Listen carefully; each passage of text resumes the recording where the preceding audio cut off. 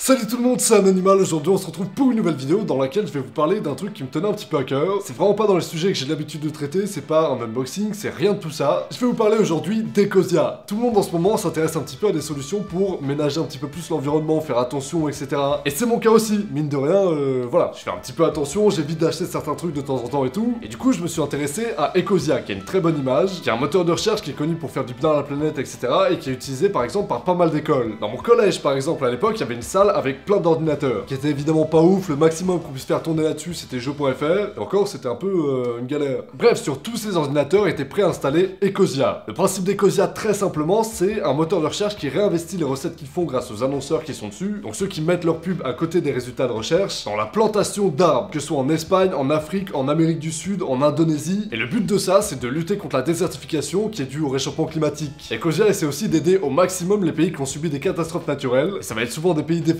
qui ont pas l'argent pour remédier à ces problèmes tout seuls. Ça peut être par exemple Haïti ou plus récemment l'Australie, même si c'est pas un pays défavorisé. Voilà, l'Australie qui a un tout petit peu cramé, vraiment, c'est pas grand chose. Voilà, il y a 2-3 arbres qui ont brûlé, faut pas en faire... Ça va, ça arrive.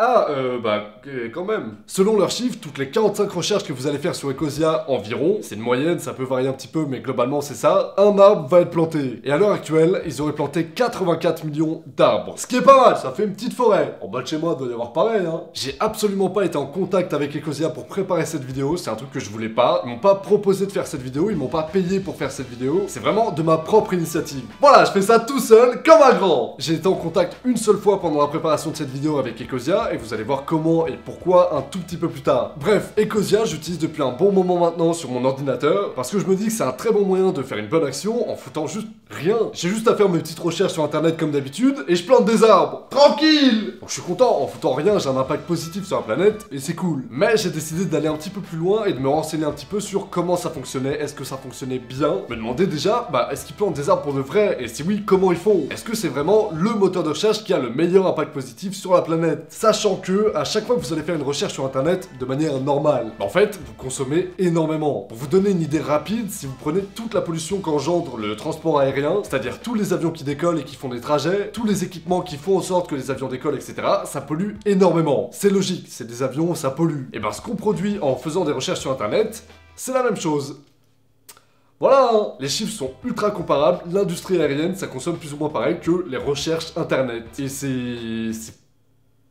Déjà, je pensais pas. On dirait que c'est transparent quand on fait des recherches parce que nous, on a juste à taper des trucs et ça vient tout seul. Mais en fait, chaque recherche internet que vous allez faire, c'est des serveurs qui tournent H24. Et ces serveurs, ils polluent à mort. Donc la solution que propose Ecosia pour pallier à ça, c'est, comme je vous l'ai dit tout à l'heure, de planter des arbres, ce qui va limiter un petit peu la prolifération de CO2 parce que, les arbres, ça absorbe du CO2. Et les serveurs, ça en produit. Donc il y a un équilibre qui va se créer plus ou moins. Ça, c'est l'objectif de base. Et le but, c'est peut-être d'aller encore plus loin en faisant en sorte qu'Ecosia pollue négativement. C'est-à-dire qu'ils absorbent plus de CO2 par exemple que ce qu'ils en produisent. Ce qui fait que les autres entreprises qui vont se retrouver autour d'Ecosia vont se retrouver dépolluées un petit peu grâce à Ecosia. Pour réduire leurs émissions personnelles et faire en sorte qu'ils absorbent plus de CO2 que ce qu'ils en produisent, ils ont installé en 2018 des centrales solaires, donc à base de panneaux photovoltaïques, pour qu'ils puissent utiliser de l'énergie 100% renouvelable. Donc toute la partie que gère Ecosia totalement, c'est sans impact écologique selon eux. Mais, et c'est là le point un petit peu paradoxal du projet, c'est que Ecosia est dépendant du moteur de recherche Bing, donc de Microsoft. En gros, le moteur de recherche d'Ecosia, c'est le moteur de recherche de Bing qui a été intégré à Ecosia. Donc les serveurs qui travaillent derrière, c'est des serveurs de Microsoft, qui eux n'utilisent absolument pas une énergie 100% renouvelable. Très loin de là. Pour le moment, elle est seulement à 44% renouvelable, qui prévoit d'améliorer très largement, c'est-à-dire à 75% d'ici 2030. Mais pour l'instant, voilà ce qu'il en est, on est à 44%. À côté de ça, Google dit utiliser 100% d'énergie renouvelable, donc peut-être que globalement, Ecosia, ça pollue plus que Google au final. Et c'est là où j'ai vraiment commencé à me poser des questions. Donc je suis allé fouiller partout où je pouvais trouver des infos et je suis tombé sur leur bilan financier. C'est le bilan sur lequel ils indiquent combien Ecosia a empoché dans le mois, combien est-ce qu'ils réinvestissent et comment est-ce qu'ils le font. Ecosia, c'est une des rares entreprises que je connaisse qui soit aussi transparente sur leur bilan. Là, les bilans dont je vous parle, je suis pas allé fouiller bien loin en demandant des infos en interne, etc.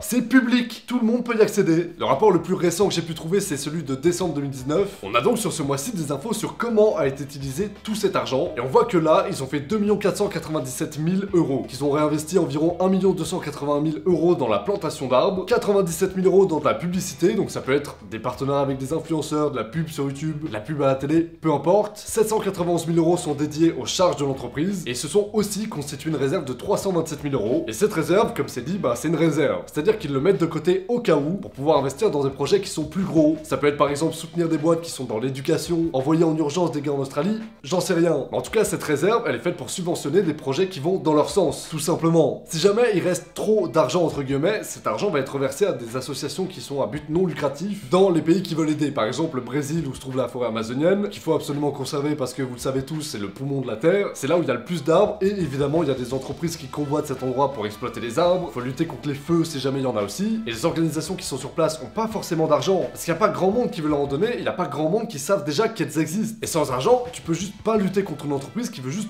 déforester les 3/4 du truc. Bref, voilà, l'argent qui est en trop, bah il va aider ces personnes-là à préserver leur environnement tout simplement. Donc grâce à ces informations qui sont disponibles, on peut vérifier que comme ils le disent, ils reversent 80% des bénéfices directement dans la plantation d'arbres. Maintenant, ces comptes rendus là, c'est des infos qu'ils donnent eux. S'il faut, ils ont absolument pas fait 2 497 000 € en décembre. Peut-être que c'est des mythos, qu'ils ont fait 5 millions d'euros et qu'ils ont pris la moitié dans leur poche. Tranquille. Ça c'est un truc qui est honnêtement pas vérifiable. Le seul truc qui peut nous aider, c'est que c'est Certified B Corporation. Vous avez leur logo sur le site d'Ecosia. Et ce truc là, c'est un organisme qui vérifie si l'entreprise a un impact positif sur l'environnement, sur ses salariés, les personnes qu'il y a autour, etc.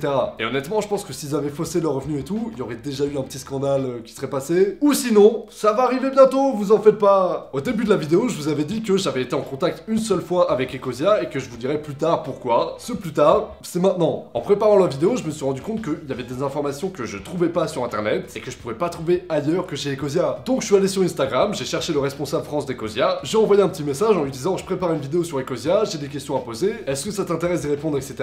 Il a répondu. Incroyable. Bah, déjà, cool de ouf. On s'est appelé, je lui ai proposé de venir chez moi pour qu'on puisse discuter devant la caméra, et ça a donné ça. Donc je m'appelle Ferdinand Richter, je suis le responsable France d'Ecosia. Je vais te poser une question ultra bateau pour que tout le monde soit... voilà. Même niveau, ouais. Pourquoi vous plantez des arbres? Un arbre, en fait, pour ceux qui ne savent pas ce qui se passe dans le monde, donc je ne sais pas à quel point vous êtes au courant, mais il y a quand même beaucoup de désertification et d'écosystèmes qui sont en train de s'écrouler dans le monde, notamment parce qu'on coupe beaucoup d'arbres. Et en fait, en plantant un arbre, si on le fait bien, et pas juste en rangée, mais avec une certaine biodiversité, on peut ramener beaucoup de choses. Donc on peut ramener la vie, on peut améliorer la vie dans le sol, on peut faire que des animaux reviennent, le cycle de l'eau qui reprend. Donc si vous avez un endroit qui est mort parce qu'il n'y a plus rien qui pousse, planter un arbre, ça peut faire toute la différence. Planter des arbres, ça peut pas être fait n'importe où, à n'importe quel endroit et tout, faut savoir quelle variété d'arbres mettre où, etc. Parce que sinon ça peut assécher les sols, plein de trucs comme ça. Comment est-ce que vous y prenez pour savoir quel arbre planter où? Alors déjà dans les choix des projets qu'on a, il y a dans le monde ce qu'on appelle les hotspots de biodiversité, où vraiment le réchauffement climatique a déjà un impact conséquent et la biodiversité est vraiment en danger. Par exemple, Madagascar, dans les 50 dernières années, a perdu 50% de toutes les espèces vivantes. Okay. C'est assez dramatique. Ça, abusé, ouais. Et du coup, là, il faut faire quelque chose parce que les populations sont relativement pauvres, n'ont pas les moyens de le faire, donc on essaie de les aider. Et après, quand tu dis, mais quel arbre planter comment, c'est, regardez qu'est-ce que fait la nature. La nature, elle est très intelligente, elle sait quel arbre pousse à cet endroit. Ok, donc vous prenez littéralement des trucs à côté, vous les remettez... Exactement. Mais c'est pas vous qui les plantez directement, vous faites appel à des associations. Ouais, voilà. Okay. Ouais, exactement. Du coup, vous contrôlez ça... Comment? Donc on a une équipe qui va sur les différents projets pour accompagner aussi. Là on a un expert, ça fait 6 mois qu'il est au Burkina Faso pour accompagner la restauration de grands écosystèmes. On a une surveillance satellite et après on a des applications aussi que quand nos partenaires plantent des arbres, ils vont géolocaliser les parcelles et là on peut vraiment voir où exactement sont plantés les arbres. Après ce qui est important c'est qu'un arbre sans eau ne pousse pas. Donc il faut un minimum aménager les terres pour qu'il y ait de l'eau qui soit captée. Et dans ce cas-là, on va planter, par exemple, ça s'appelle les demi-lunes. C'est que tu fais une petite digue qui va retenir l'eau en temps des pluies. Donc ça va rester un peu humide et tu plantes la graine là. Dans d'autres projets, comme par exemple en Espagne, mais aussi au Pérou, souvent, en fait, il y a beaucoup de problématiques dans les montagnes parce que on a tout coupé. Du coup, quand il pleut, il y a vraiment des inondations parce que l'eau n'est pas retenue. Donc l'idée, c'est de replanter le long des crêtes pour que l'eau rentre dans le sol, ne dévale pas la pente et que ça nourrisse un petit peu tout l'écosystème. Donc c'est à la fois lié à la terre, à ce qu'on peut faire et à la fois à des gestions des écosystèmes où on sait où c'est qu'il faut planter les arbres ou pas. Mais clairement, nous, on fonctionne essentiellement avec des endroits où c'est essentiellement des paysans qui savent, voilà, cette terre, elle m'appartient, je veux planter, on te soutient là-dedans. Parce qu'aussi, on leur explique qu'en plantant des arbres, ils peuvent gagner aussi en partie de l'argent avec. Donc il ne faut pas oublier que c'est des gens qui vivent vraiment des forêts, mais au lieu de faire des monocultures, par exemple d'huile de palme, on leur dit planter une vingtaine ou une trentaine de fruitiers, de noyers, de tout ce qu'on veut différent, ça va redonner de la biodiversité et en même temps, vous pouvez gagner un peu d'argent avec et faire une sorte d'économie locale. On sait que la recherche, ça pollue. Ouais. Via les serveurs, les trucs comme ça qui sont gigantesques et qui prennent énormément de ressources. Est-ce que tu penses que planter des arbres toutes les 45 recherches en moyenne, comme vous dites, ça contrebalance assez l'impact négatif qu'a les serveurs sur tout l'environnement et tout? Alors déjà, moi j'ai envie de dire que la surconsommation est un problème partout. Donc aujourd'hui, moi j'ai envie de dire, si vous n'avez pas besoin de chercher quelque chose sur Internet, mais si vous pouvez demander à votre voisin, demandez à votre voisin. Après, aujourd'hui, Ecosia est neutre en carbone parce qu'on neutralise justement ces émissions carbone avant même d'avoir planté les arbres. Donc notamment, on a démarré nos propres centrales photovoltaïques, c'est-à-dire que c'est que de l'énergie verte qui est utilisée. J'ai vu un truc comme quoi, enfin on en reviendra après, mais utiliser les serveurs de Bing. Exactement, mais en fait, comme on produit plus, on couvre même les dépenses énergétiques de Bing. Par rapport à ce que nous on consomme. Donc pas tout Bing, ça serait un peu beaucoup. Mais voilà. Et en fait, la différence, c'est que comme on utilise notre argent pour planter les arbres, on a même un bilan négatif, c'est-à-dire on produit beaucoup plus de positifs que de négatifs. En moyenne, si on prend vraiment des grosses moyennes, aujourd'hui, si tu fais une recherche sur Ecosia, tu séquestres même 1 kg de CO2. Tous les 45 recherches, tu plantes à peu près un arbre. Un arbre, au minimum, ça séquestre 50 kg de CO2. Toi, ça va vite? Ouais, carrément. On va reparler de Bing. Vous avez fait le choix de travailler avec Bing et pas avec Google. Cependant, il y a Bing qui utilise un peu moins de 50% de ses énergies qui sont renouvelables et Google 100%. Après, il y a des à côté et tout. Tu vas m'expliquer pourquoi vous bossez chez Ecosia avec Bing et pas chez Google. Le constat de base, c'est quand même que vous polluez plus que Google, si on prend le truc. Tout au début, il y avait un partenariat avec Google, mais ça a trop bien marché, du coup, ils l'ont arrêté assez rapidement.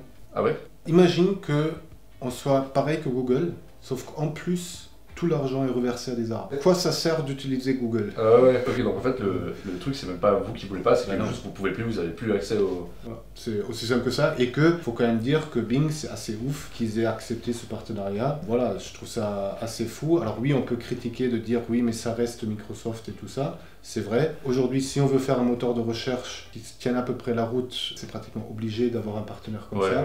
Voilà. Et la vraie différence, encore une fois, c'est le modèle économique, c'est de dire qu'on existe pour mettre l'argent dans la reforestation.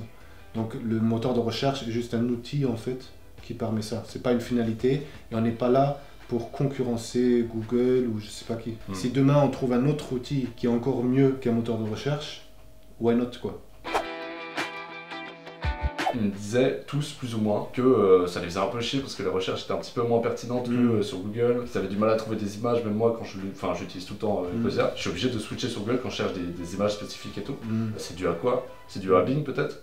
Nous on peut améliorer un petit peu mais après on est vite limité parce que c'est Bing qui fournit les résultats de recherche, donc après on fait remonter aussi chez Bing et je crois que ces derniers temps ça s'est déjà pas mal amélioré encore qu'il y a 10 ans ou 5 ans et clairement en fait dans l'utilisation encore une fois c'est que si vous savez que vous cherchez quelque chose de très précis, allez sur Google et faites votre recherche très précise, aucun souci avec ça. Toi, par contre si 80% du temps parce que vous cherchez un resto à côté de chez vous ou vous voulez booker un hôtel, passez sur Ecosia, ça fait du bien et ça coûte rien. Moi je peux dire que clairement nous on fait tout notre possible pour améliorer Ecosia, forcément on a une équipe derrière, mais juste pour ça pourrait vous faire vous amuser un petit peu, on a à peu près pour une personne chez nous, il y en a 1000 chez Google. Donc même si on bosse bien derrière, je crois pas qu'on va les rattraper, tu vois. J'ai beaucoup de retours comme quoi c'est plus lent, potentiellement aussi un petit peu moins sécurisé. Beaucoup m'ont dit que il y avait potentiellement plus de liens un peu frauduleux qui passeraient dans les recherches, des trucs comme ça. Est-ce que c'est un truc que vous savez, est-ce que c'est un truc que vous constatez, est-ce que vous avez des solutions pour ça ou pas? Ouais. Là, c'est juste une question technique en ce moment. C'est que qu'est-ce qui a ralenti Ecosia? On avait un bloqueur de pub intégré qui a ralenti un petit peu. C'est un truc technologique et ça devrait être réglé. J'espère rapidement, je leur dis tous les jours à mes développeurs. Mais voilà, c'est lié à ça et c'est juste un peu de patience, s'il vous plaît. Ça va se faire. Okay. Après, sur la rapidité du moteur de recherche, on a fait des analyses. On est même plus rapide que tous les autres. Donc, on est le second après Google.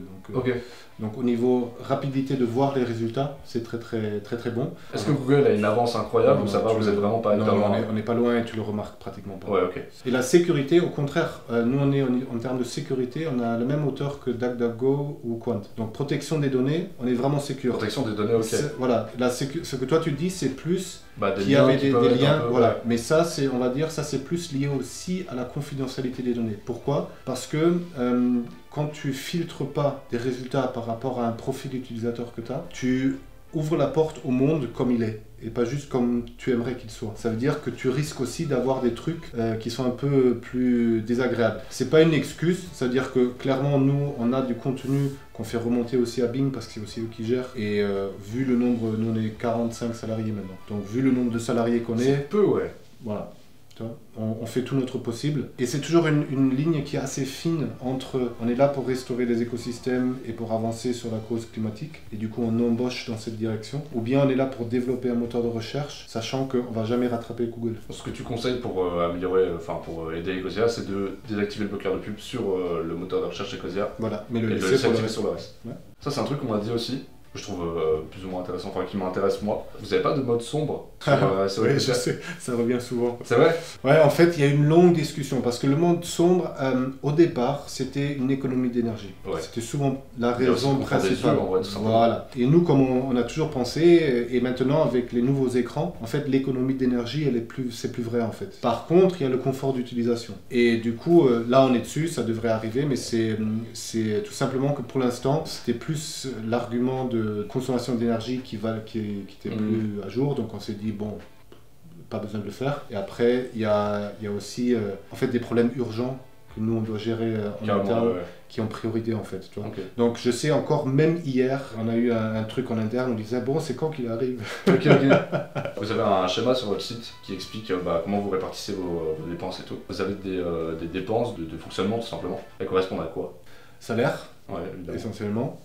Impôts, les bureaux, les serveurs, le matériel informatique quand même. Et pour préciser, on ne devient pas riche en bossant chez Ecosia, il faut le savoir. Parce que c'est pas la priorité. C'est-à-dire, l'idée c'est d'avoir des salaires corrects pour que tout le monde puisse vivre correctement. Mais on est là pour autre chose, donc c'est aussi un des inconvénients qu'on a quand on recrute. C'est que oui, par moment, on a de très bonnes personnes. C'est difficile parce que les salaires qu'ils ont dans d'autres boîtes sont 10 fois plus élevés. Quoi. Du coup, est-ce que vous pensez peut-être à faire grossir cette part-là pour embaucher des meilleurs développeurs, des trucs comme ça? C'est en train de se passer en fait. Okay. Là, d'après moi, on va doubler l'équipe dans l'année à venir. Là, on est en train de déménager parce que les bureaux sont trop petits. Donc c'est vraiment une phase très importante en ce moment. Okay. Donc ça marche tellement bien qu'on a déjà par moment du mal à trouver les projets de reforestation. Donc parce que c'est les grandes quantités. C'est-à-dire là on va sur les 100 millions d'arbres plantés, c'est beaucoup. Ok, donc sur les petits projets vous avez du mal à agir parce que vous êtes trop gros. C'est pas qu'on est trop gros, c'est que il faut les suivre les projets et les projets doivent être de qualité. Le vrai souci c'est la restauration des écosystèmes avec une biodiversité, avec des projets à long terme. Et ça prend du temps.